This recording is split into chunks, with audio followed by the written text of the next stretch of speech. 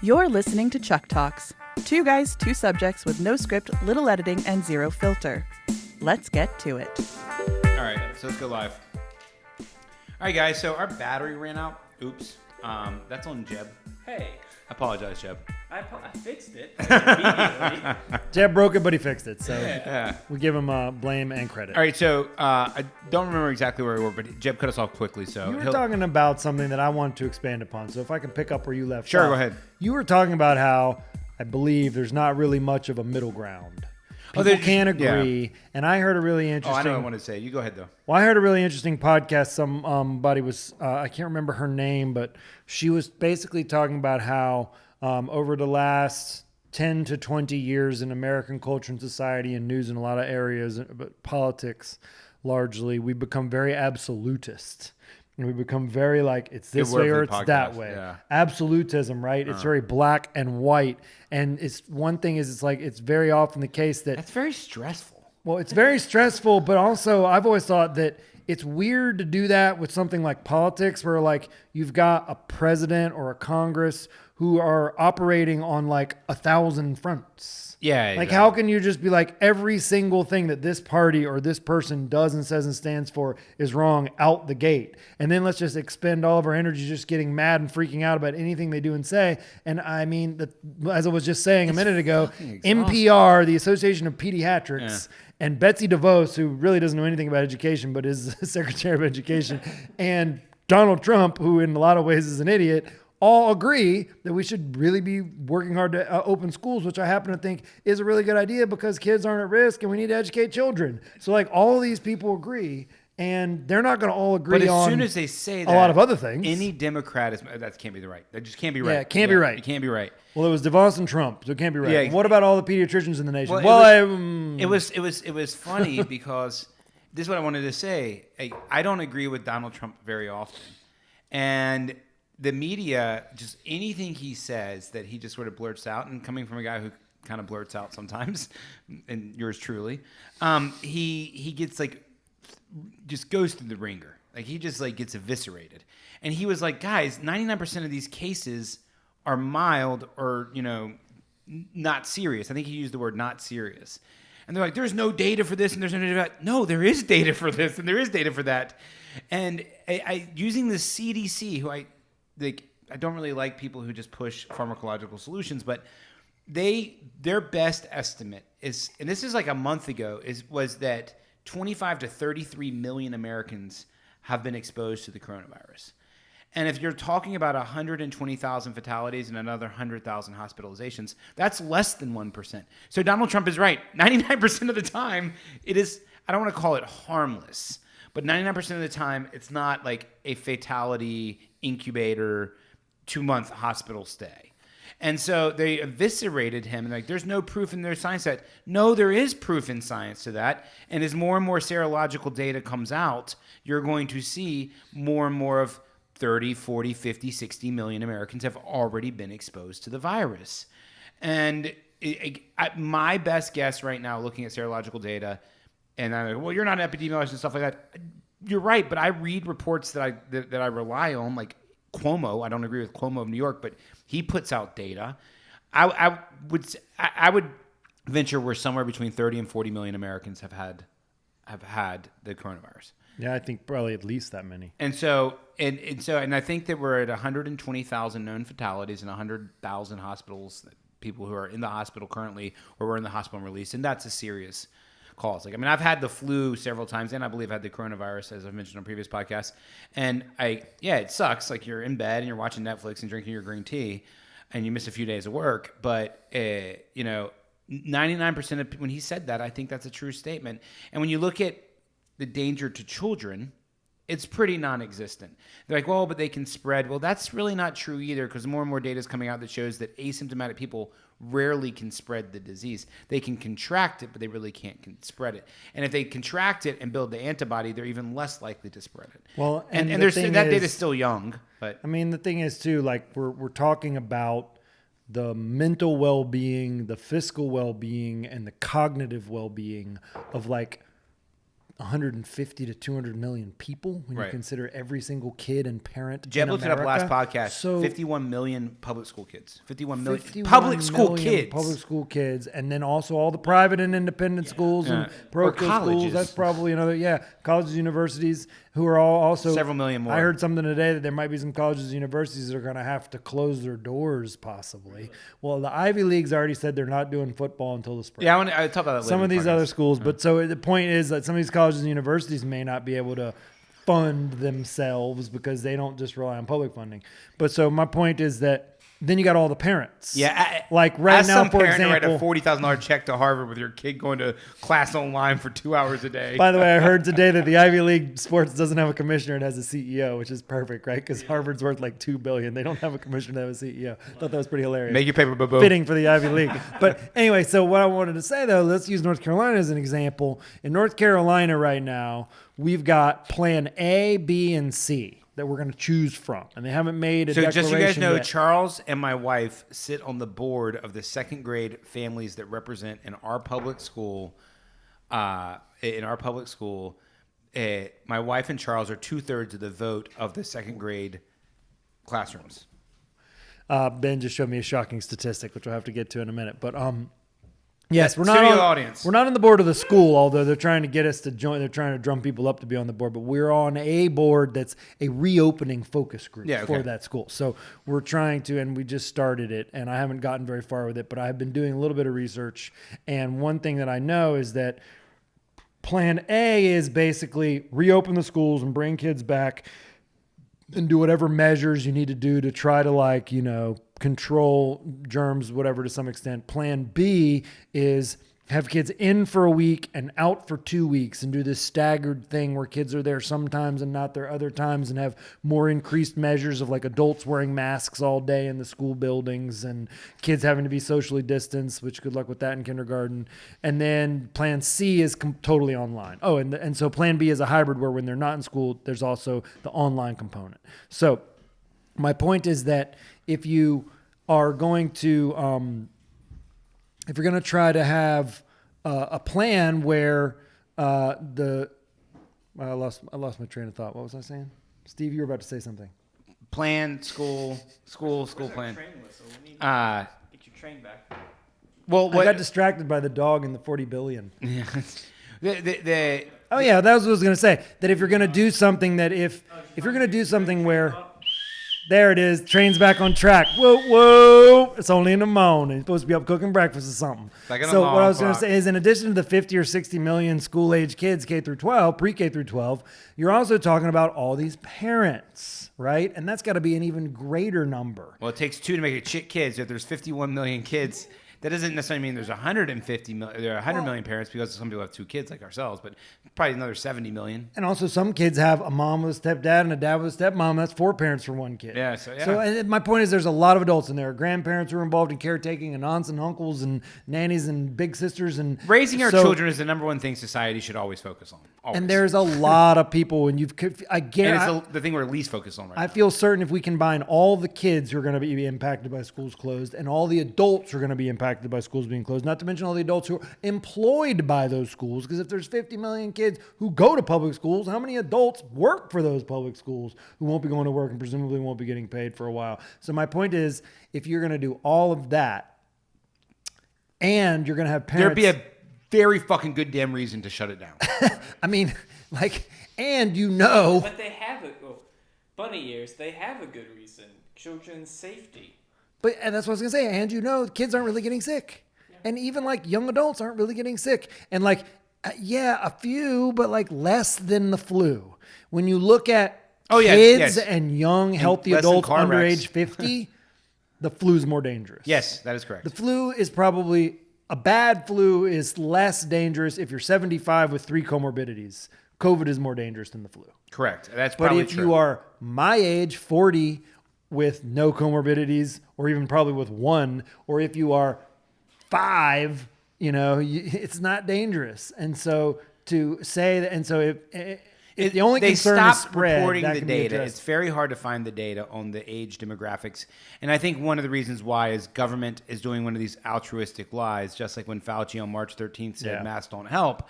is that they don't want people to assume they're safe. Right. So if they were to show a death chart that shows 120,000 people dead, of which 75,000 are over the age of 75 and 110,000 are over the age of 55 and 119,000 of the 120 are over the age of 40, and then they show those last 1,000 people and it's like 5 or 6 comorbidities and they're 29 years old and they smoked and they drank and they had, various types of cancer and renal failure and all these other things, then most young people are going to be like, this is harmless to me. And they don't want people assuming that, because then you're going to have what you have, which is spiking in these cases. And yes, there's another thing is like, yes, the hospitalizations are going up in places like Houston, Texas, and in South Florida. And yes, it's younger people, but it's younger people with comorbidities. It's not younger, healthy people. And they'll bring out look at this CrossFitter, and there's always going to be an outlier. And there always was an outlier with the flu as well, but we never gave a shit about that, right?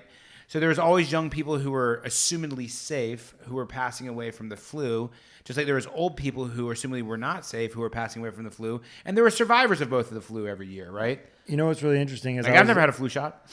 I have had a flu shot once, and I got the flu that year. I've talked about that on the pod before, but so that's going to be debatable for people. Find that little Easter egg in our archives. Good luck. See if you can find that. Write us an email.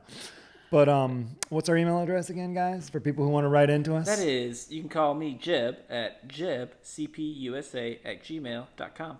One more time.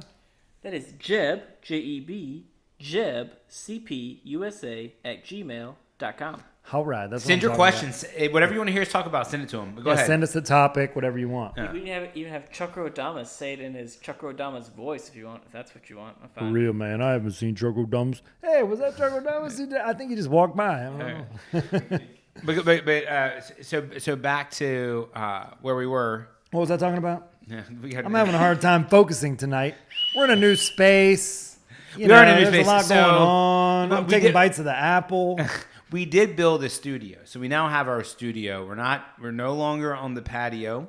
We're no longer at the factory. We are in an official studio. Yeah, we are. First day working on the bugs. Working on the bugs. But no, I think what we were talking about is they don't want people to. And this is one of the challenges. Like, you do have a lot of elderly people who work for school districts who are at risk for COVID, and I'm saying that because I'm taking that very seriously. Right. There are teachers out there that should not be teaching this year. Like, when I say you should open back up schools, that doesn't mean I want to kill, Miss Burnt that is 72 years old that has taught, second grade math for 37 years. No, I don't want to kill Miss Burnt who has 3 comorbidities because she's made, some lifestyle choices. I don't want to kill her. So Miss Burnt needs to stay home. And if we need to pay her partial salary, if she wants to grade papers, if we can work her into the school system, I'm all for that. But we have to think outside the box. And the one thing that I'm tired of is everyone's just like, no, won't work. Right. We were talking about comorbidities and the younger people filling up the hospitals. And I'm going to repeat this again. I have to repeat this. Until we as a society start talking about diet, sleep, exercise, and mental health and supplementation, you can throw that. Supplementation's kind of in there with diet, but diet, sleep, exercise, mental health, and supplementation, those 5 pillars, until we talk about that more seriously as a society, I'm not taking anyone's shit about COVID. I've decided that. As soon as someone comes to me and like, COVID's the apocalypse, it's like, do you care about the 150 million Americans who are morbidly obese? Do you care about that? No? Okay. Then we're not talking about COVID. Well, I want to ask, I have seen some news, and I don't consume much television news at all, and I consume a decent amount of written article news on the internet some days, other days not much. And I consume a lot of podcast stuff, some of which is news. And I have seen a fair amount of coverage on how it's bad in America and how the state of Arizona is worse than the country of Serbia or whatever. And just all in terms of number of cases and spiking and stuff. And what I haven't seen is anybody talking about how unhealthy Americans are. Yes. And how that might have something to do with the fact that that's what a comorbidity we also have a is. big population. Yeah. But, speaking of that's what I was going to say a little while ago, is the one place where I have seen things broken down along the lines of age and comorbidity is those statistics that come out of New York that they put on Worldometer that come from the CDC. And there was one, and they, for whatever reason, they timestamp them on the 13th of the month. And there was one that came out that was data collected from March 13th to April 13th. And then there was finally one that came out April 13th to May 13th. And I've been waiting for the one that goes to June 13th. And I've been checking, haven't seen it. But they give you all these different categories. And so they break it down by age. And it's like 0 to 5, and then 6 to 17. Those are the ages. And it's then 18 to no 28 or whatever.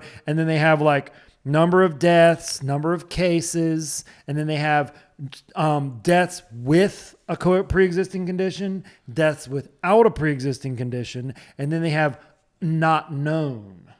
And I think it's really fascinating. So, like, for example, all that I've seen from April and May in the state of New York, when there was like, I don't know, over 20,000 deaths at least, from kids age 0 to 17, there was like, I don't know, 10 or 12 deaths. And there were 2 or 3 that they said were without pre-existing condition. But then they also, what they did was they had the people who were like, I don't know, 19 to 30 or whatever the next category was. And then they had a handful of those that died without pre-existing. And then they had a total number next to those 2 categories where they didn't know. And so, for example, if it was like 20 people died without a pre-existing condition, but there was 100 we weren't sure about. I was like, so you mean, and that includes those 20? So if there was 100 where you weren't sure, but you're telling me there was 20, you don't know. Like, you really aren't sure. Yeah. And so, like, how can you be sure? And that's an incredibly minuscule number anyway. Like, as I was saying earlier, like, you would have a bigger fluke number of someone who just seems young and healthy and just dies with a bad flu than you would with COVID anyway. But even with the numbers as they are, when you look at those specific numbers, because you see like massive numbers of like pretty much all the deaths are like over 75 with pre-existing. That's what almost all the deaths. Well, yeah, almost all of them. But it's really funny to me how there's so many all the way over to the far right. You have to like scroll over it. It's like not known. Right. And there'd be like hundreds. It'd be like 15 people died without a pre-existing condition, but there was 364 we weren't sure about. I'm 100%. What? I am 100% certain. Doesn't make sense, right? I am 100% certain. 100% certain that there are people that are 0, 1, 2, 3, 4, 5, up to 100 years old that have no pre-existing conditions that are dying from the coronavirus. I'm 100% certain with that. But I'm also 100% certain that car wrecks kill more of those people. So a non-pre-existing condition, kid under the age of 18, car wrecks in the state of New York will kill more of them this year than COVID. But we don't shut down the highways. But we could save their lives if we shut down the highway. So suicides under the age of 18 will kill more people than COVID this year. I guarantee it, 1,000,000%. Sure. Well, we were definitely in agreement that it's not dangerous directly. Right. People are worried about spread. That's where you get into the thinking outside the box. Is if you're worried about spread, that doesn't mean just completely sack all education. Because if you really think that adults are going to be able to do their job at home and educate their kids at home, that's ridiculous. Yes. With an online curriculum provided to them. And that's kind of what I was alluding to before. It's just like, you can't just like say, hey, your kid's just going to do first grade online. Yeah. And you're also going to do your job. And you're also going to make sure your kid does. Here's another thing, too. Like that's so dumb. And people who are like, oh, it's just for a semester, or it's just for 2 semesters, or it's just this school year. There is and Charles can go more into this, there is a window in a child's life where if that window closes really quickly. And if you miss, like, my kids are going to be fine. Like, my wife is a great educator. They're surrounded with great people who are great educators. We take their education very serious.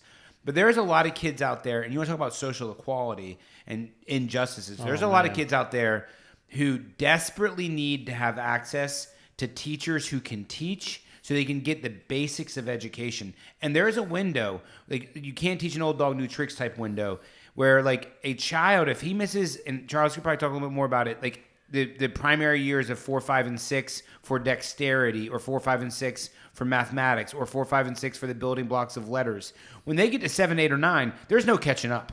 All right. Well, let me just say, real quick. Go I'm ahead, still looking Jeb. up these facts, but article after article is saying how suicide is going to go up because of Corona.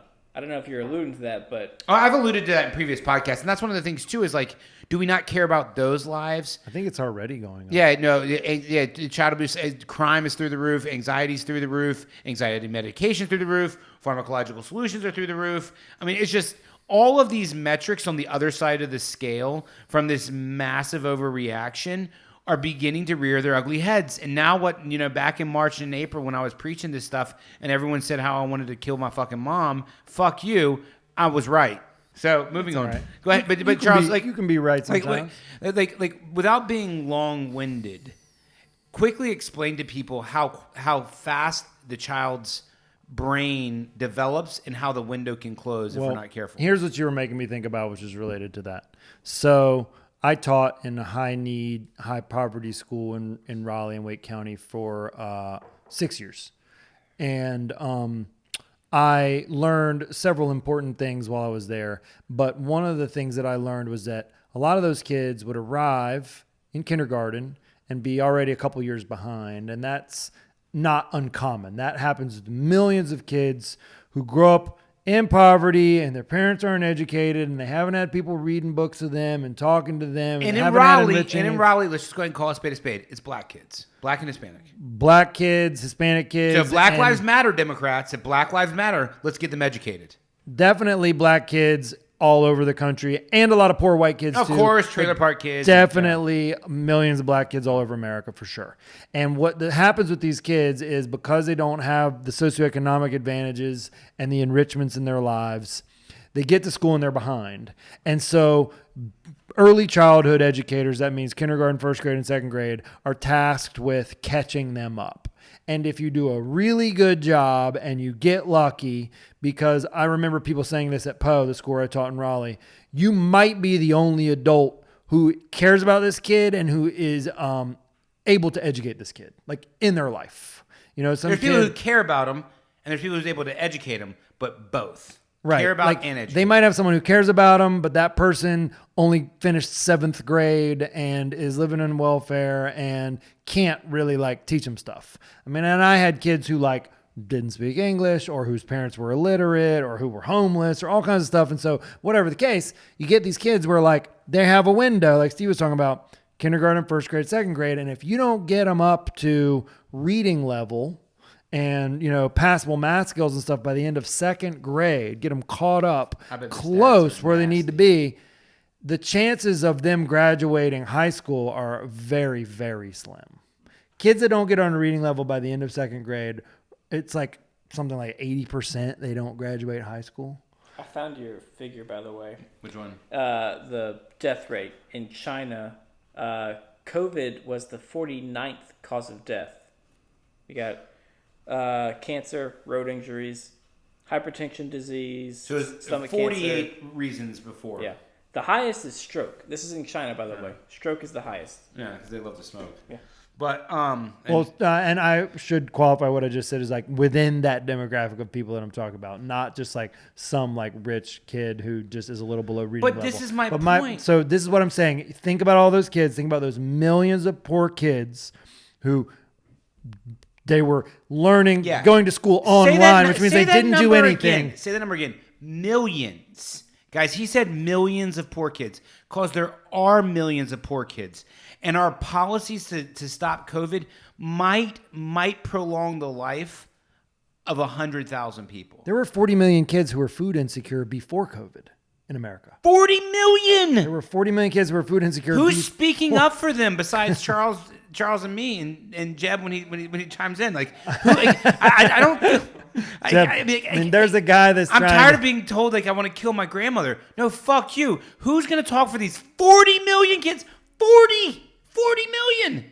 I mean, that's a lot of kids who... Versus what? Versus how many... I'm not saying that a couple 100,000 people in retirement communities playing shuffleboard should die. I'm not saying that. I'm saying we have to balance both factors. Well, the other thing... So at least give it some credence. So the first point is that, yes, we're talking about millions and millions and millions of kids who are not only going to probably fall behind, possibly not finish school. I mean, the kids that I were looking at were in an extreme situation. We're going to like maybe drop out after like 5th grade, maybe be in like a gang by 8th grade. They're not even thinking about high school unless you work miracles with them kindergarten through 2nd. And they miss the second half of 1st grade, let's say, and then coming in this year, because they're supposed to do it online, but they don't have a computer, they don't have internet, and they don't have anybody educated at home. So they're not learning online. This is fucking debacle of epic proportion. And so you do that to them for like 6 or 8 months or whatever, and then it's just done. They're just a wash. And so what's going to happen to those kids? Christ. I mean, and what are they talk anymore? when they get their hands on. And what's not funny when they get their hands on a gun in a few years and shoot your ass, and these gangs, you're a COVID death, and these gangs crank up. I mean, like that's because they're not going to have any other way to. They're not going to have any other livelihood. Yeah, that's the thing, and this is the law of unintended consequences. Government makes a decision for what it believes is the best of society of today. It kicks a proverbial can down the road, and you're stuck with a fucking bigger mess. Let's not forget we just dumped $3 to $5 trillion onto a federal deficit. Someone's got to pay back, So it's just like maybe it'll be all of those kids who we didn't get to grade level who dropped out of school and like they're going to pay it back. They're going to be producing and paying taxes. Yeah, right? and so it's just like, the hypocrisy that comes out of and I'm calling Democrats out tonight. The hypocrisy that comes out of the Democratic Party. We support Black Lives Matter. Well, you sure as hell don't support their public education. Sure as hell don't tell me you support that. Oh, it's okay. We'll just stay home and work on our 27-inch plasma. Well, you got a 27-inch plasma and you got high-speed internet. These kids don't. I'm saying Black Lives Matter. I'm saying they deserve to be educated. I'm saying open schools back up. Who's with me out there? Seriously, who's with me? Or it's just like, oh, let's all stay at our houses. Like such a privileged seat. How about make the sacrifice that you need to make, whether it means you don't get to go to work for a while, you don't get to leave your house for a while, you have to wear your mask for a while, you have to take a corona test for a while, so that kids can go back to school. Right. You're worried about a kid giving it to you? Well, then you make the sacrifice and stay away from kids for a while. Amen. So that kids can go back, not lock everybody fucking down because you're worried and let all the kids, hell, they're in kindergarten, they can learn online. What? I got really upset with some people who downplayed kids' education. I got really, really mad. I usually don't get mad when I'm talking to people. I just sort of laugh at them when they're like, it's the apocalypse, the sky is falling. I'm just like, dude, do you know how you sound? But guys, this is very serious. Like Charles said, they pretty much missed out the last half of last year. We're talking about this entire year being some convoluted effort. You can't teach a 5-year-old inner city kid how to read over a computer, especially if they don't even have a computer. Yeah. And who cares about them? I'm not saying I want my mom to die. My mom just had 4-hour heart surgery on Monday. I don't want my mom to die. But at the same time, Mom, stay home. And my mom, you know what my mom does? She volunteers teaching kids to read in public schools in North Carolina that need tutors. That's literally what my mom does. Mom, take the semester off. Right. Okay. We love you, Pat, but the schools aren't going to fail and the kids aren't going to not learn if you don't go. Right. But if none of the kids go because of you, then they might fail. Exactly. And I think that's the difference. I think my mom would agree with me, And I'm not blaming Pat. No. And my mom, knowing how brave my mom is, she'll probably go do it anyways. Mom, don't stay do home. it, Pat. Don't do it, Pat. Don't do it, Mom. But go to the beach. Yeah, go to the beach. Enjoy it and enjoy it, And we will get through this. And from the beginning, COVID is dangerous. It's specifically dangerous, especially if you have comorbidities and you're over the age of 65 or 70, somewhere in that ballpark. But it's not dangerous if you're young and you have no comorbidities. Like we said, we can open up schools. And well, what about kids who live with parents? Okay, you might have to make your sacrifice. Maybe your kid lives with your neighbor. Maybe you rearrange your household.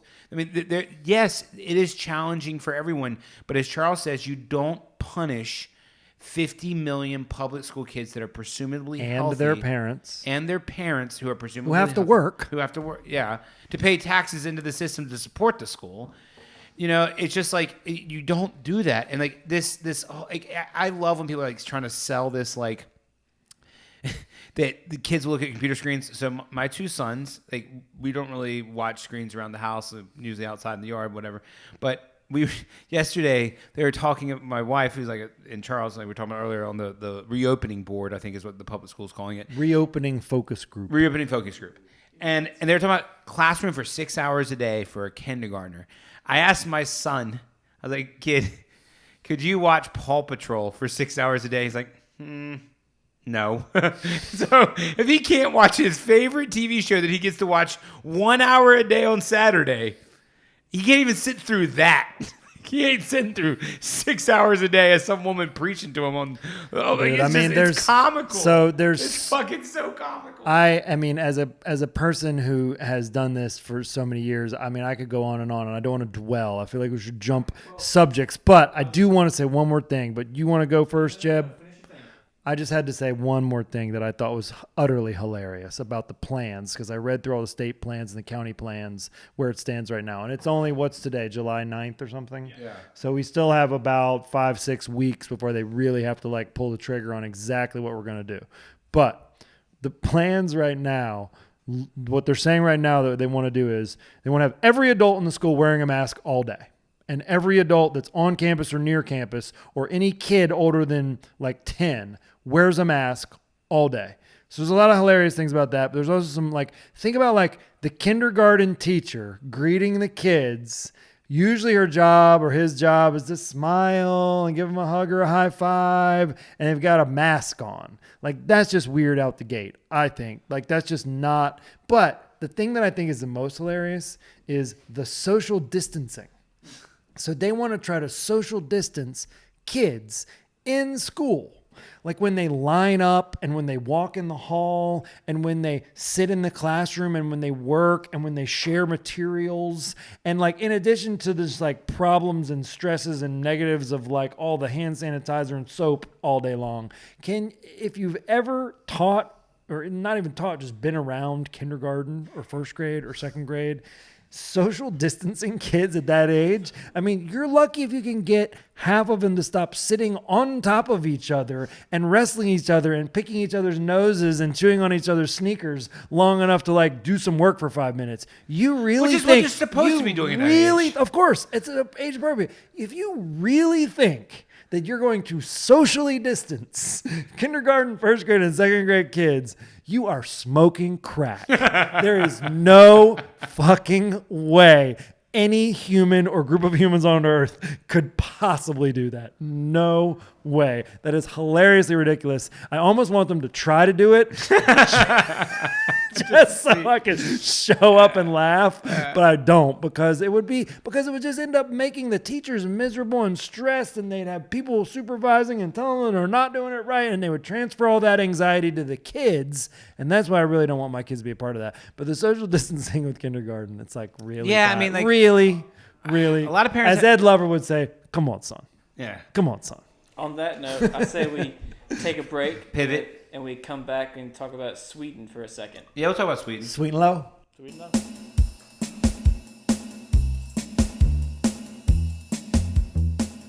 Our quick break is over. Now back to the madness. All right, guys, we're back. Took a little break. What did you wanted to talk about something? Sweetums. Oh, Sweden. About Sweden. Yeah, Sweden's getting thrown under the bus right They now. are getting thrown under the bus. I know- got an article about it. That's why I wanted to bring You it know, up. well, let's get a few things straight here. Number one is, I don't think Sweden ever told the world that no one was going to die. Nope. Number two is, the people are comparing Sweden plus Ireland, Finland, Norway, and another Scandinavian country that it equals the same population. I think it's roughly 5,000 fatalities in Sweden and 1,500 in these other countries combined. So Sweden has 3 or 4 times the fatality rate. And they're throwing under the bus that their economy still suffered some, didn't survive. They're still going through some form of recession and stuff like that. And but look at these other countries, Norway, Finland, and look how well they handled it. And I think a few things. I think number one is, I never claimed that this is going to be a way in which you're going to have no fatalities and you're going to be able to keep your economy growing at 5% a quarter. I just said you're going to have fatalities no matter what. And you might as well just sort of try to preserve society as much as possible and preserve. And that's what I think Sweden did. And some people are like, oh, well, let's go after these politicians and say it's terrible. They didn't. I first say, guys, hold the phone. This is probably going to be around for several more years. So these fatalities might start equalizing as these other countries start opening back up. Number one. And number two is you have to look at the long haul. Like, what is the mentality of the Swede 2 years, 3 years, 5 years, 10 years, 20 years from now compared to those who've been isolated? And then number three is it's just really disingenuous to try to compare a small homogenous population that's highly educated with a lot of oil to, say, the United States or Colombia or Mexico or China. There's just nothing in common. And so it's like, well, the United States could have been just like Norway. That's just so not true statement. Right. You know, and so it's just so disingenuous to even.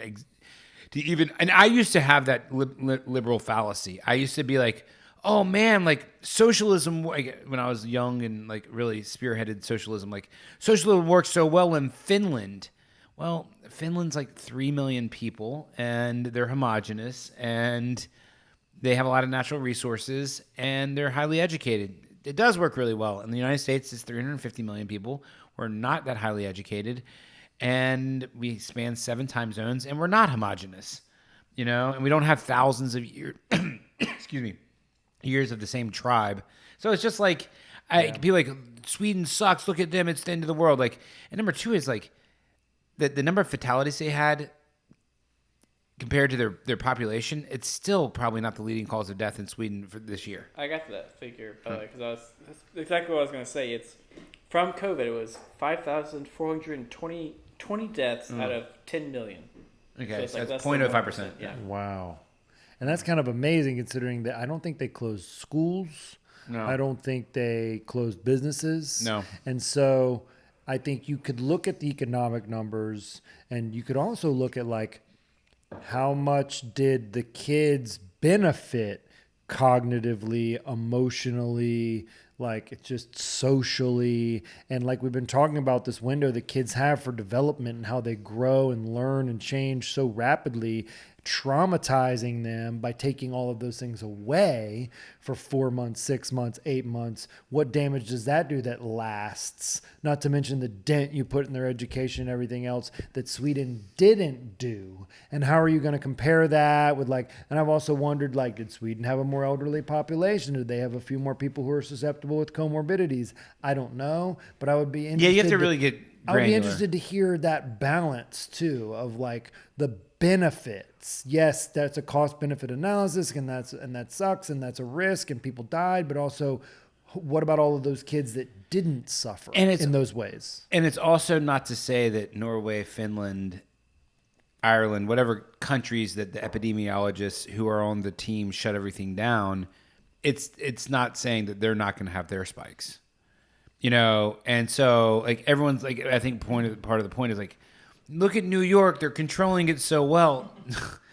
Guys, most of New York City has already fucking dealt with, you know, like they're well on their way to herd immunity. Well on their way to herd immunity. And so it's like, I get it. And you got to understand too, like there's Stockholm, which is really not that population dense, even though it's the largest city in Sweden. It's probably under a million. And then, so it's a very non-dense populated country. And so like, it's going to be a slow burn through the country no matter what. Like even if they were trying to get it, let's say that the country was trying to spread it to each other, playing coronavirus beer pong. Yeah, exactly. It would bucket of Corona that we got hanging around. It would still take time, right? And so you said something, Steve, that I want to talk about, which is herd immunity. Now, correct me if I'm wrong, but herd immunity is when more people get exposed, more people get the virus, or at least get the antibody. So don't you want it to spread in order to reach herd immunity? If your goal is herd immunity, you want it to spread, yes. But periodically I hear people say, well, we have to reach herd immunity. Well, we're going to reach herd immunity. And it's like, well, we're not going to reach herd immunity if we're so afraid of spreading.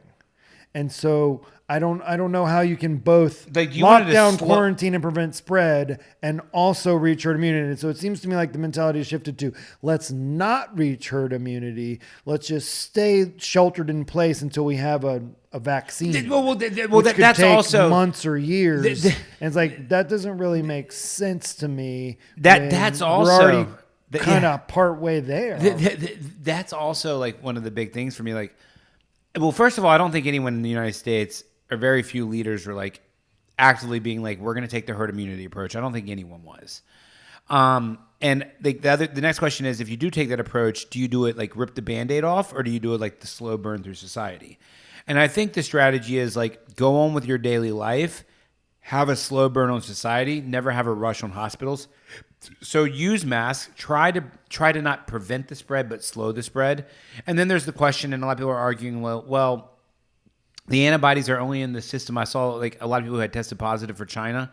They went back and tested them again, and I think something like 14 to 20%, 15 to 20% had no antibody, but they had tested positive back in like January, meaning the antibodies out of the system. But then there's also the idea of the herd immunity of the memory. So everyone's body has a memory on how to fight a virus. And so the idea is, let's strengthen society. And that's what your immune system does. That's Right. what an Yeah, antibody your does. immune system has a massive memory. And so what they do believe is the antibodies don't stay along in the body very long. Depending on how intense your bout with it was, the more antibodies you have. Right. Depending on how intense your bout with coronavirus was. This is what I've been reading from, like, I mainly read trusted sources. Is how many antibodies you're going to have, and if you are exposed a second time, it's going to be less severe. So but also you have to look at COVID-20 and COVID-25 and COVID-50. Like, if we go a very prolonged period of time of society with no exposure to bacteria and viruses, if a real virus came along, and I'm not saying coronavirus is not a real virus, but let's say a virus that came along that was twice, 3 times, 5 times as deadly, and was deadly to people who did not have comorbidities, and they did not have an immune system that had a memory of fighting different coronaviruses and bacterial infections, then we're going to have a pandemic of epic proportions. And I think there's an argument for that too, which is just like, you have to let this go through society so that we're prepared for future generations. And that's the law of unintended consequences. And it's the unintended consequences too of poor diet, poor sleep habits, poor exercise habits, lack of supplementation, lack of health being on the forefront. We are finally seeing the repercussions of that in our culture, and no one's calling that spade. No one's saying, like, if everyone in the United States were at their optimal body weight, walking 5 miles a day, eating a plant-based diet, like, this would literally be a blip on the radar. Oh yeah, like 100%. I think that's right. But no one's advocating for that, except for a few people like us on the show here, is advocating, like, let's really take serious and let's redefine our relationship. Well, I have seen doctors and medical people, like people who do, like people like Mark Hyman, who, like, their normal deal is like they do podcasts about like health and diet and how to, like, live your best life. There are people who are saying it, so but they've not had to pivot to, like, well, how do you stay healthy so you don't get sick and keep your immune system? And so, or if you do get sick, it's just not severe. Like, I mean, like, when you look at these studies of vitamin D and vitamin C and zinc in the human body, and when you are like, it's not that you don't get sick; it's the severity is much less. When you are like properly exercised and your cardiovascular system is strong, and you aren't smoking cigarettes, and you're not 75 pounds overweight, and you've been supplementing with a healthy diet, and you have proper levels of vitamin D, zinc, etc. This is just not dangerous. Excuse me. This is just not dangerous. well, and for hundreds of thousands of years, we evolved to have healthy immune systems to fight off viruses and fight off germs and bacteria. And that's how our immune system works, is getting exposed to things and getting sick so we can build antibodies and have our memory. And now we think that we can outsmart evolution and Exact- biology yes, and our that's a good way of bodies, saying it. which are really smarter than we think, then no, and be, well, if we just stay home and don't expose ourselves to things, and then we take pharmaceuticals when they're available, that will be okay. And maybe the best way is to just trust your body and trust nature and trust things that we've done for thousands of years, and just like, let your immune system do what it does. Right. It's not just And herd immunity. keep your body at an optimal. And people laugh like, oh, you herd immunity. Like we're at 10% in the United States, and assuming that we're at 10% and exposure rate, and we've had 100,000 deaths. So to get to herd immunity, it usually kicks in at 40 to 50. It means you're going to have another 500,000 deaths. But it's not just herd immunity to this. It's herd immunity to future viruses. It's letting our bodies be exposed to things so that in the future, when there's a even more dangerous virus, which, newsflash, everyone, I don't even have to be Steverdamus on this, there will be a more dangerous virus one day. There will be a more dangerous, let me repeat that. There will be a more dangerous virus one day. And yes, if you've had the coronavirus, you will probably be more likely to overcome that virus as well than if you have lived in a fucking bubble for the last 10 years and fucking, drank hand sanitizer. You said the word of the day, which is bubble, which means we have to talk about the NBA. That's right, folks. It is approximately 21 days until the first NBA game goes down. I want to talk That's about the right. NBA. But Zion Williamson, but LeBron James. I will talk about the NBA with you, I promise. So we are going to talk about the NBA. But first, this message from Steverdamus. But I want to say this, and I'm saying this like, yeah, right, Charles. You never know what you're gonna get with that kid. Fucking nowhere. Exactly. All right, so then you're ready to talk about No, the NBA. I'm just kidding. I'm sorry. I didn't mean to interrupt No, you, but you're you said the word of the day. It was like Pee Wee Herman and shit. Yeah. Charles has been drinking Crown Apple. I need to schedule these word of the days. Can you send these to me in a You text didn't. message? You didn't get the memo. I didn't get that memo. No. Did you read the TPS report? Oh, that's what it was. I didn't Yeah, get my see, TPS that's what it was. I think like the more I just look at it, the more I just know I'm on the right side of history about this. Like I know in my heart of hearts, no matter what happens to me or my family, I am on the right side of history that we have to go on living our lives, that we have to take the risk. Doesn't mean we have to disrespect the elderly and like go spit COVID in their eye, but we have to move on and we have to get by this and we have to start talking to one another again as a society and we have to reach conclusions and we have to see the best in each other. We have to get through this. This is like this has been a massive rock in the pond. And I guess it's okay in silver lining. There's a lot of silver linings.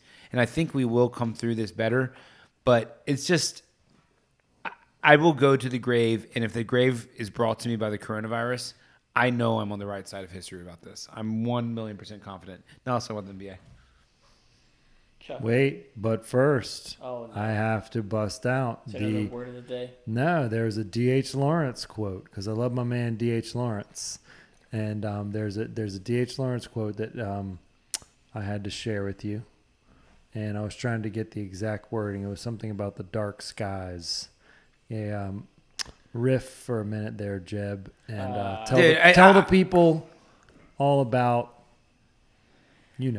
Well, so yeah, we're doing some Chuck Talks. We want to do some trips out there. On a side note, Jeb is never letting me touch the podcasting equipment again. I recorded Nope, another never. episode Never. with Dr. Avik Chatterjee, and he can't find it Yep. because I recorded it wrong. I thought I had it, and then I saw it, and then Steven's voice is basically possessed by a demon. It's does not sound right, y'all. So, oops. Maybe I am a demon. I'm sure some people out there probably think I am. I right, well- wrote down your projection, but we should have signed this later. Yeah, I'll sign it right now. Let me read this projection here. all right, I July got. 9th, 2010, Donald Trump will win.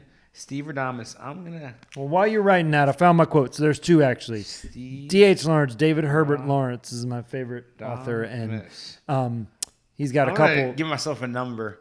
I'm number 12. Number 12. You ready, Steve? Number 12. You ready? TB12. I want to talk about TB12 in a minute. Did you know TB12 took a payment protection plan loan? I saw. I saw that Tom Brady. Yeah, I saw that. Tom Brady and Giselle Bundchen couldn't scrape it together, so they had to take a couple $100,000 off the U.S. government. I saw them. I saw Floyd Mayweather did it. Yeah, I was like, come on, guys. Like, dude, like.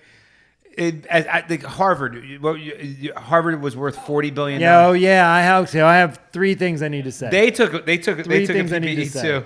I need to offer a couple of corrections. One, I said Harvard had an endowment of about $2 billion. I was off by an order of a lot because they actually have an endowment of approximately $41 billion. $41 billion with a B. Can you explain to the audience and to Jeb what that means? I'm really lost. I don't know what you're talking about. Oh, basically that means that It's a slush fund. these It's their bank schools account. accumulate so much money in donation and earnings that they can cover all their overhead and all their expenses and everything else, and then just And still have more sock left. the rest of it away. So they have 41 and like a big egg. yeah. So they have 41 billion this year. Next year they're going to do everything they do this year, and then they're going to have 43.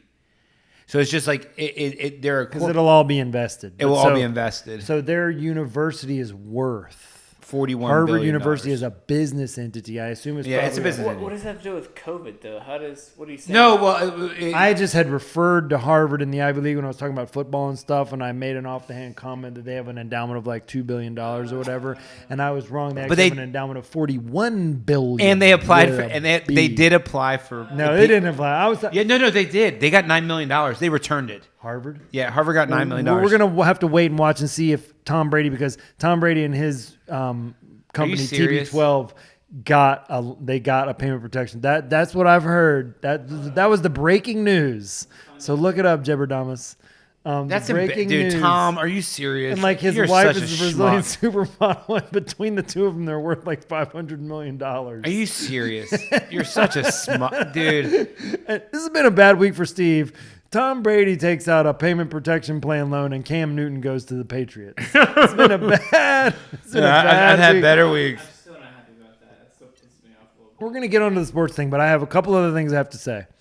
One other thing I have to say is that I misspoke earlier in the pod, and we were called out by longtime listener and fan Ben, who said, Charles, you shouldn't have said 40 million kids are hungry. I shouldn't have said that.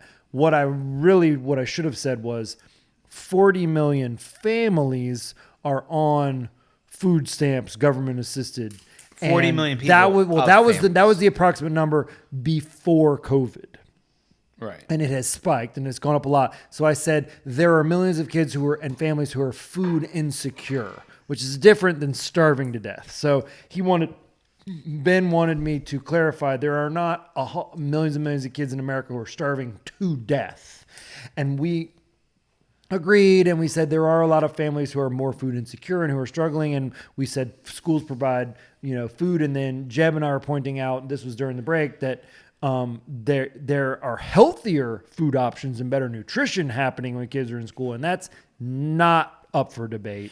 I can tell you right now that I know there are millions of kids in America who used to get an apple and some broccoli and some vitamin D fortified milk and some things that are much better for them when they were going to school and getting their breakfast and lunch and snack at school, and then they've been out of school on food stamps and welfare and just scraping Eating by. processed crap, They've yeah. probably been getting processed crap and getting Cheetos and Coca-Cola a lot more than they were when they were in school. So that much is true, but I didn't mean to insinuate that there are kids starving to death like hotcakes. But because that's yeah, not necessarily yeah. the case. But I also want to go off with I agree with Ben. You now doing your correction here, but I want to point out once fucking again that the problem we face right now is a problem that is systemic, where we as a culture do not sleep well, we do not eat well, we do not exercise, we do not take mental health seriously. And Right. children, especially minorities, the kids that my 501c3 Alley Cat Fitness Foundation has worked with for almost 15 years. That's actually not our call That's symbol. their actual noise. I was pretty sure that was their actual. No, that's not. The Panther stole it, but But like we focus mainly on diet, sleep, and exercise for our children. Like that's honestly what our goal is, because it's so missed by society. Sure. And Charles is correct that schools do a somewhat better job. I think I want to hold schools Depending accountable. on the school. Depending on the school. And the county. But like and these kids have to learn how to properly feed themselves so that COVID-25 is not a problem to them when they're 50 and 60 and 70.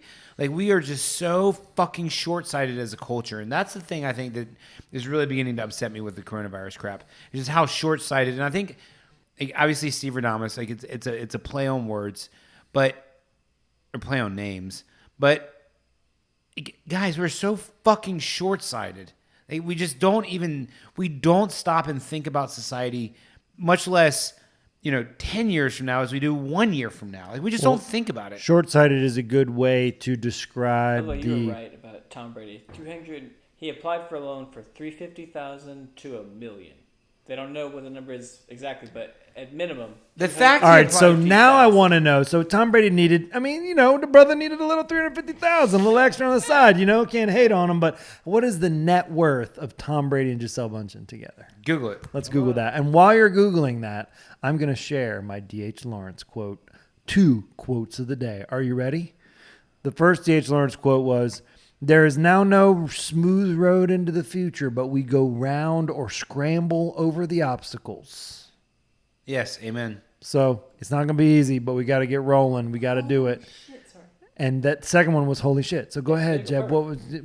What was it? TB12. Tom Brady by himself has a net worth of $180 million. Dang. Well, he's really good at throwing a football. That's fair. So add this to his wife's astounding $400 million. Well, she's And really he pretty. applied for a PPE. Are you serious? Guys, Tom? guys, let's put this in perspective, though. $80 million. He's really good at throwing a football, and she's really pretty. So, $580 million, par for the course. I'm not that's not the argument. That is here. an insane amount of that's money. a Yeah, different that's what I'm argument. saying. $580 million, and my man That applied. right there, folks, is what's wrong with government and our culture. He shouldn't even be. He should be arrested for applying. Yes, he should. Like be. you shouldn't be allowed legally to apply for a loan of my tax dollars, $350,000 to $1 million. And also, Tom, I know it probably wasn't you. I know it was probably some dude on steroids who's sitting in the office.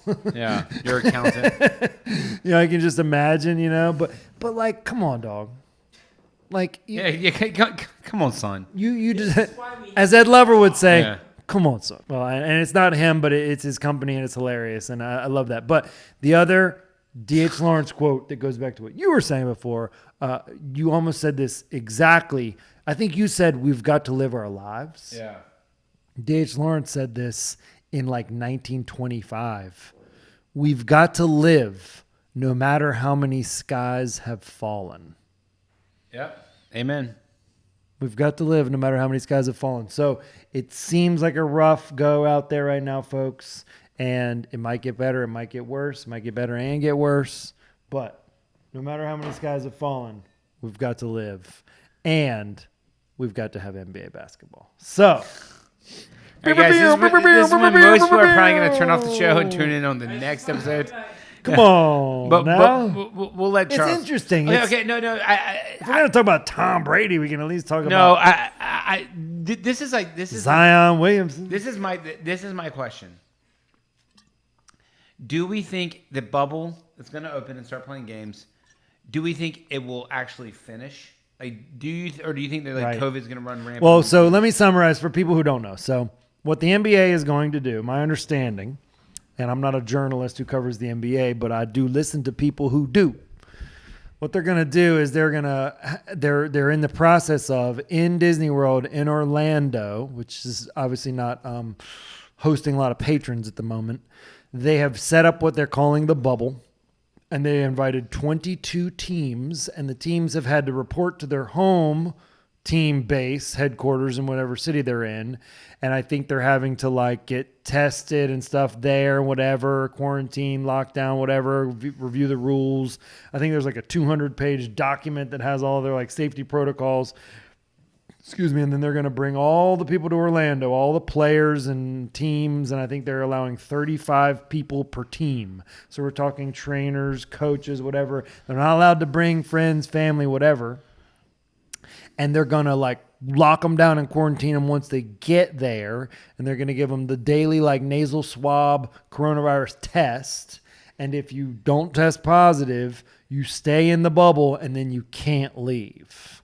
And then they're going to try to have 8 games of the regular season and then the playoffs of the NBA. So like if you get there and the first game is slated for, so I don't know if teams are already there. I think some have already reported. Some people have already reported to the bubble. The first game I know is at 6:30 on July 30th, and it's the New Orleans Pelicans versus the Utah Jazz with Zion Williamson playing. So I'm actually pretty damn It's going to be jazzed, weird to pumped up not for that. watch a crowd. There's going to be no fans. Yeah. But I was talking about this with my uncle the other day, who's a big NBA fan, and I am as well.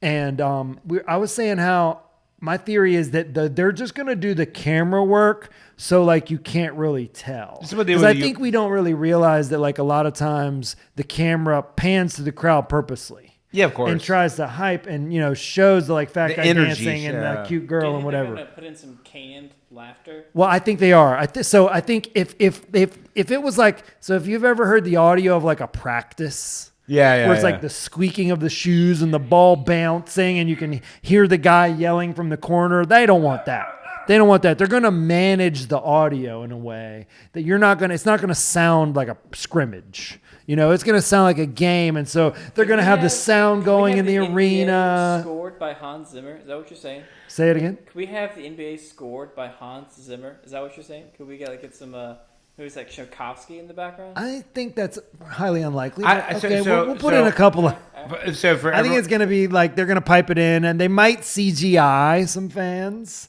They might have cardboard cutouts. Both of those have been done with soccer leagues in other countries. So CGI and cardboard. I'm a big fan of the UFC, as people know, and I'm a big fan of golf. Fight Island. And they were the two main sports that I like to watch that I've already come back, and neither one of them have fans. I do know the PGA is going to try to have 8,000 fans at an upcoming event.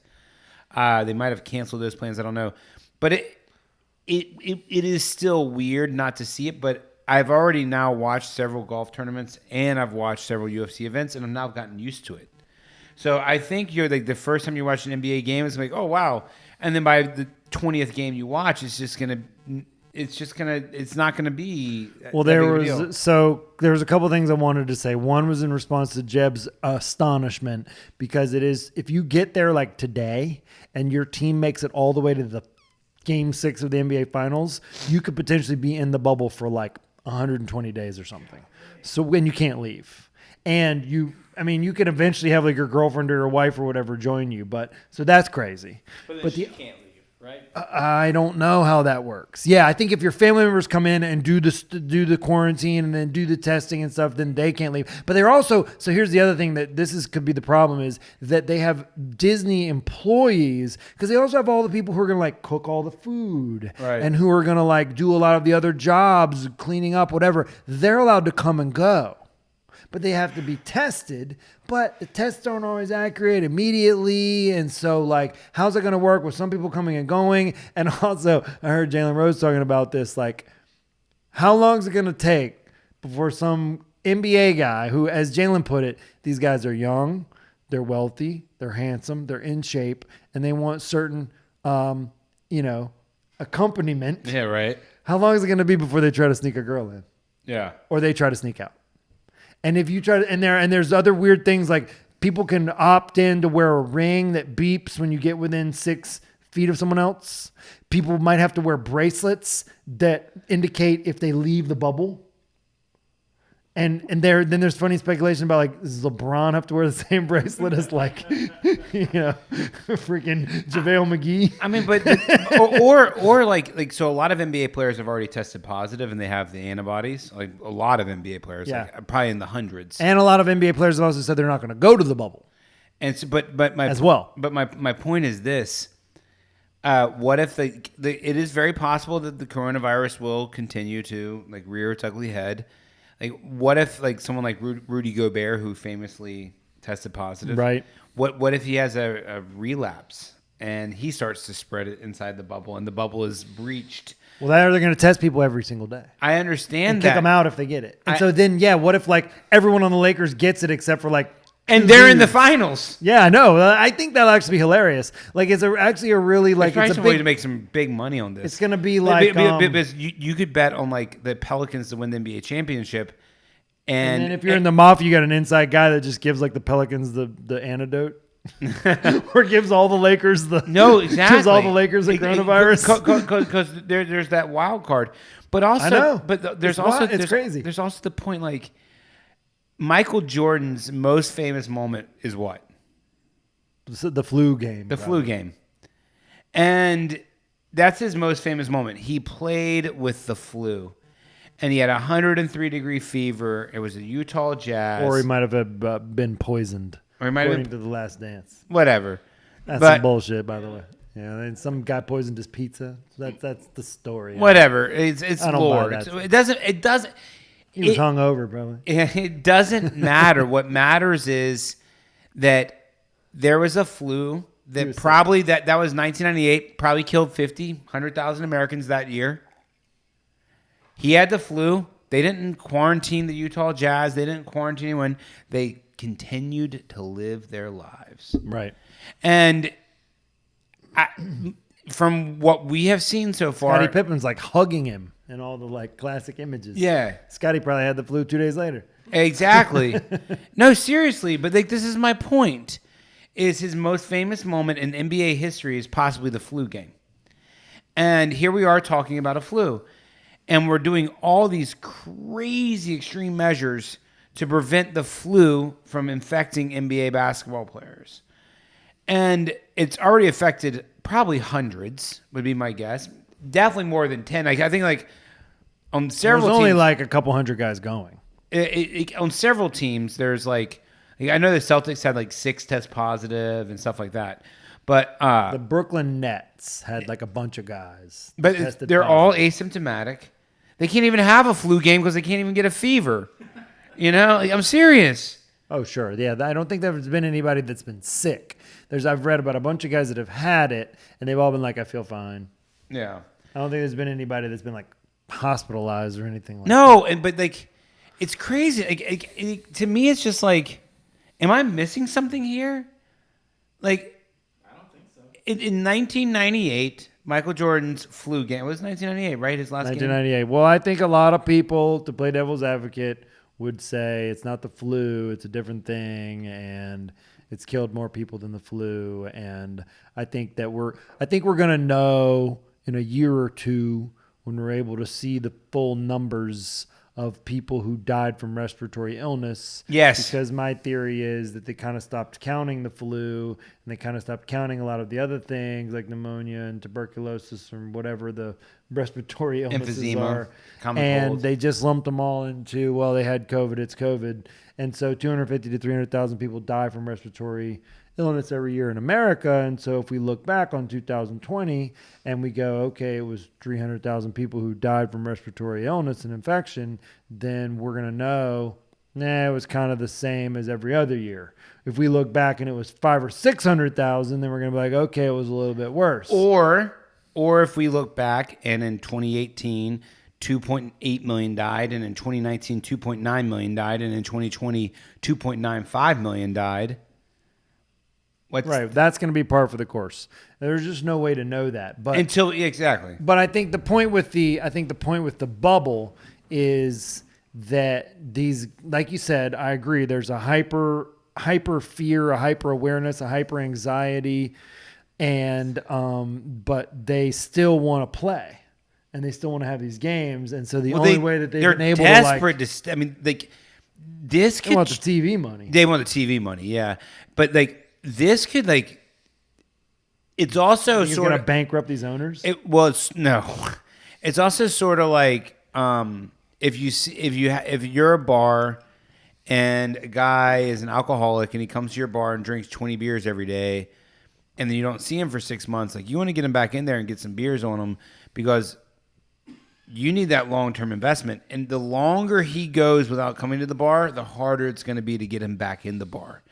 And so the longer they go without, people being like NBA basketball as part of their life, the harder it's The going to less be. they're going to care about it. Yes, that's exactly right. That's exactly right. But people are so hungry for sports that I feel like if they throw the NBA, like if they throw Zion Williamson up on the TV July 30th, they're going to get so many eyeballs. That's why they're so desperate to get it going. Right. That's Yeah. how they say. I mean, these advertisers are going to pay through the nose for that screen, aren't they? Yes, and also And like as soon as they sports see the numbers- gambling and all this other stuff. Right. You know, There's a lot of the economy runs on that stuff. Yeah, and so like there's a lot of people who want to see this succeed, and this is the thing too is like what are they going to do about the fall? I saw that like the Ivy League, like you said, Yeah, they canceled bumped it to the all spring. fall sports. Well, they bumped it to the Oh spring. man, you mean I can't watch Harvard Yale? Yeah, but they I bumped wasn't it. going to anyway, y'all. They bumped it to the spring, but they didn't say that it's definitely going to happen in the spring. You know, so they might bump Yeah, it they again. just postponed it. You know, and so it's just like, I mean, I don't know, like, and I don't think it's bad that we have a new normal. I don't think it's bad that the new normal changes. I think it's bad that we don't socialize and participate with one another and that we're demonizing each other left and right. You know, I think. Don't be so absolutist. Yeah. There's a gray area, and you can't be right about everything all the time. So, And also, I think, you know, the unintended consequences of isolating society means that the absolutism is going to get worse, not better. And like, I don't want to call another Steverdamus. I see a lot of violence coming from how we're behaving. I think both violence within the United States, you know, U.S. against U.S., but I also see a lot of violence taking place internationally as we begin to isolate ourselves. hey, y'all, y'all see my uncle ChuckTalks around here? I was looking for him. I'm sorry. Who are you? I'm ChuckTalks Jr. Oh God, Y'all see my uncle around here? haven't seen him today. I was just driving up from down there around down east, and I was trying to do. I'm sorry, did I interrupt you, Mr. Stevie, Mr. Damus.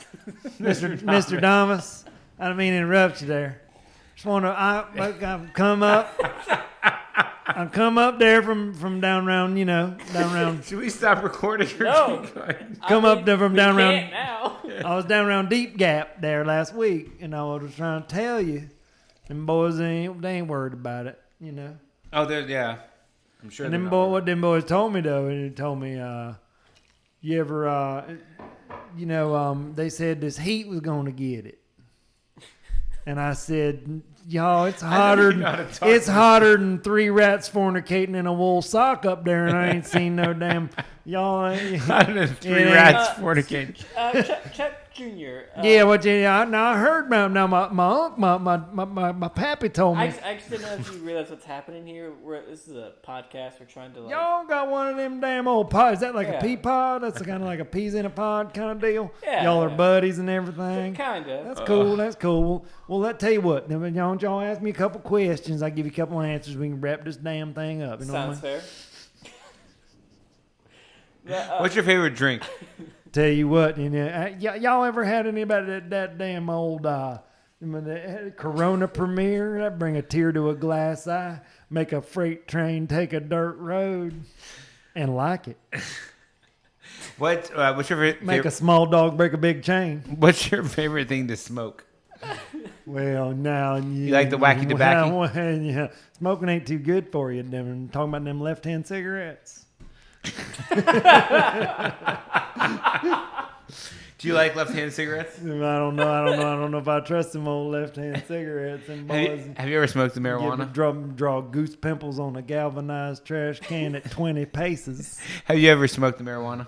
Well, I'm gonna have to plead the fifth on that one. But what I have done, I did one time eat peyote in a Republican National Convention in 1974. That was a bad idea. 1974. Yeah. I was 3 years old at the time. So part of the reason why I had an atypical upbringing. But anyway, what I wanted to tell y'all was, have y'all heard that thing about Tom Brady? I did hear. Well, the thing I wanted to tell you, have you ever seen his wife? Yeah. I would Giselle crawl Bundchen. through 8 miles of barbed wire just to smell the tracks that drove away with her bloomers on. To tell y'all what, I bet she shits ice cream. Good to know. I bet she shits ice cream. Yeah, it's we'll have to let Tom Brady know. Well, anyway, y'all been real nice to let me stop by, and I just want to say I went out for bread and got nuts instead. So you boys be good, and I'm gonna have to give a shout out to my old papa there, ChuckTalks. I hope he comes back. Hey, here comes that guy Charles coming back around. Lordy. Right? All right. Hey, I just got back from the bathroom. Who was that guy? Oh yeah, We we don't know. Yeah, Some dude. it's cool. Kind of a redneck. Yeah, dude. He good old boy. He meant well. He was upset about the flag coming down. Phew, well, I don't know. I did see a giant truck pull up out there with like huge swampers and a couple of flags waving. I was like, who is this guy? Well, I think that might have been Steverdamus' son. he claimed that he knew you. I thought it was his nephew. Steverdamus Jr.? Yeah, something like He that. said Uncle Steverdamus. It's really unclear. It gets a little hazy on that side of the family. I do apologize. All right. Let's do a prediction. I like this prediction game. Right. How many teams will make it through uninfected, Unscathed. Meaning none of their players So get 22 affected. teams are there now, but they're going to have 8 regular season games, and they're going to do a 16-team playoff like they normally do. So do you mean of the 16 or of the 22? 22. What So, teams aren't I there? will tell you this. Are the Hornets there? No. What they did was it was really weird actually how they did it. So they picked the top 8 in each conference, and then they picked the other teams that were close, that were like in the hunt, but they picked some teams, like they picked the Wizards, and now Bradley Beal's not going.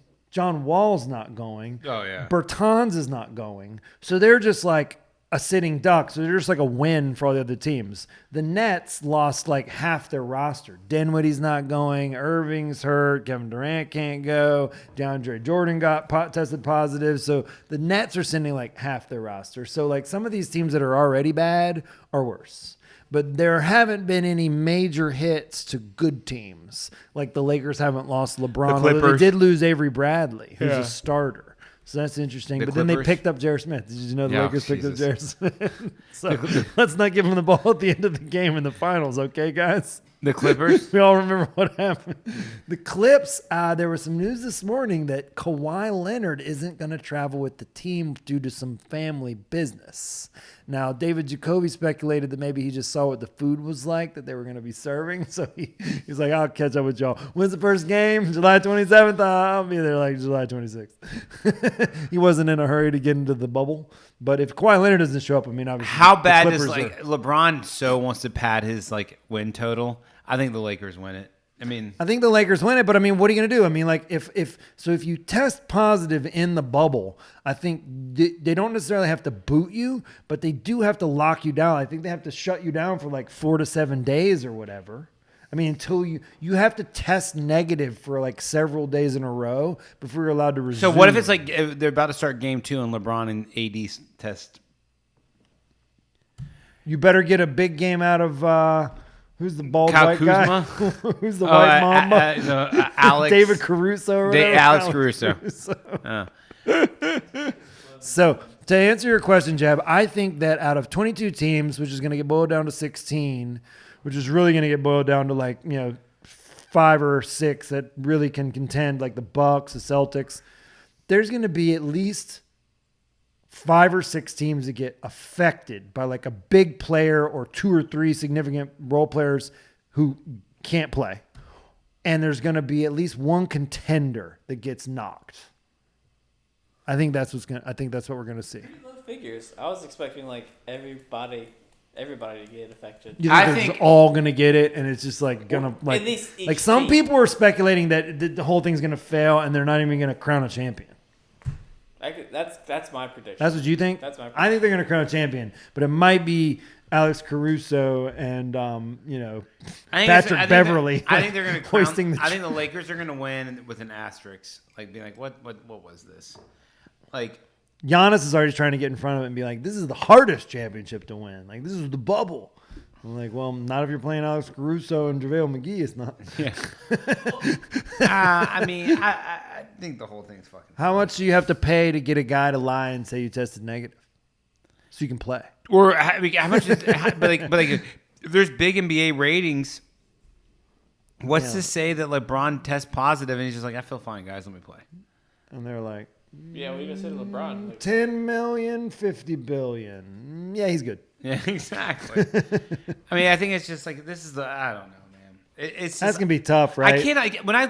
When I sometimes lay asleep, like I sometimes insomniatic, and I lay awake at night. I'm just like look at the conversations we're having today, and I'm like, are you fucking kidding me? Like this is fucking. It ain't right. It ain't right. ain't right. Ain't right. On that note, love you guys. Whether we agree or disagree, you know I love you. Holla at your boy. Kiss Holla your at mama. your boy. Kiss your mama.